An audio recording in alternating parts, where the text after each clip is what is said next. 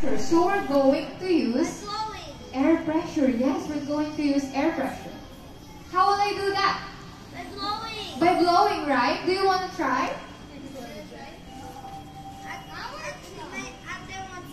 Do you want to try? Come here.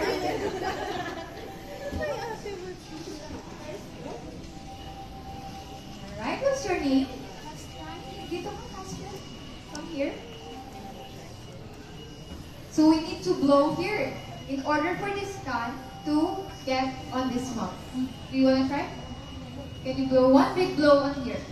Big blow. Big blow. Big blow. Yes. No, we cannot touch anything. So we're going to use our air. So we need to blow it.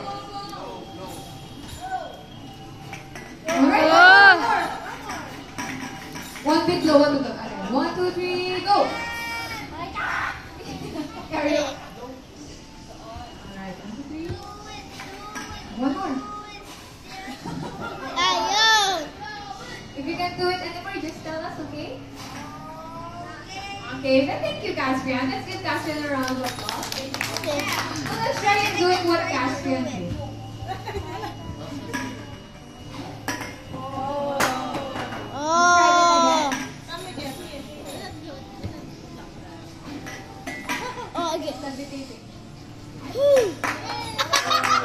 Okay, that's too much air pressure. Let's have Kenneth here blow on our can.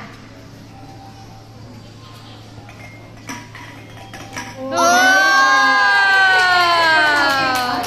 Now what happened? What air did we use? Did we use high pressure or low air pressure?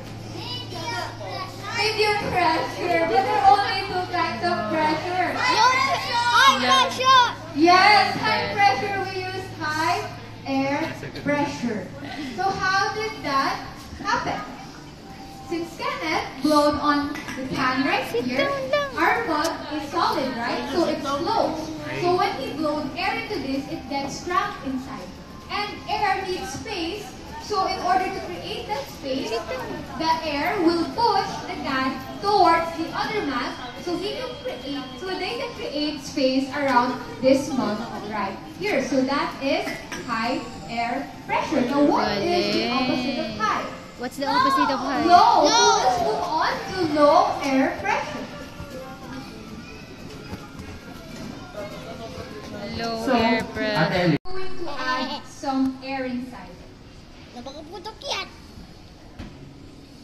Oh no. Alright. Now, it's actually really hard to squeeze.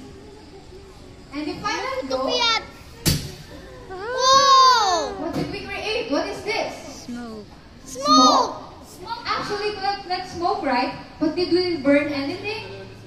We didn't, right? So it's not smoke. It's actually mist. And it's similar to those fluffy things that we see in the sky. Nagulat ako. Nagulat ka. And we can see that also after the rain. After the rain, that's true. That's It fun. is clouds. So we created clouds inside this bottle. How did that happen? When we added I don't air, know. let's do that again. Oh no. Don't do it again. Okay, so when we added air, Save me. okay, again, Slider. we add air, so the mist is now being gone, right? And now, harder to squeeze. So when we add air inside, we have high air pressure. And if we let go, 3, 2, we have now created low air pressure. And that is actually how clouds are formed. So when it gets trapped inside, all the air, since it is cramped, they tend to get hot. Right? Like, for example, there's many people in the room and you're all cramped in a little space. You get hot, right? So that's similar with air. So when they get hot, our liquid here, the alcohol, evaporates and turns into a gas. Now, is the mist part right here gas or liquid? Gas. It's smoke. It's smoke? It's gas? It's not. It's smoke. What's your guess? It's gas. It's clouds. Clouds. It's clouds. Yes, it's Galing naman actually ng baby no. not smoke. We did not burn anything, and it is not gas. It is actually small particles of the alcohol turned into a gas, but it's not a gas. But we can make smoke without burning. Smoke, we create smoke when we burn something. Yes, you need something to burn. So what we created is a mist actually. It's a cloud. So that is high air pressure and low air pressure. So in high air pressure, there is high temperature. In low air pressure, there is also low temperature. And that is it for our demo for today. We have air pressure, we have high and low air pressure. In high air pressure, it pushes.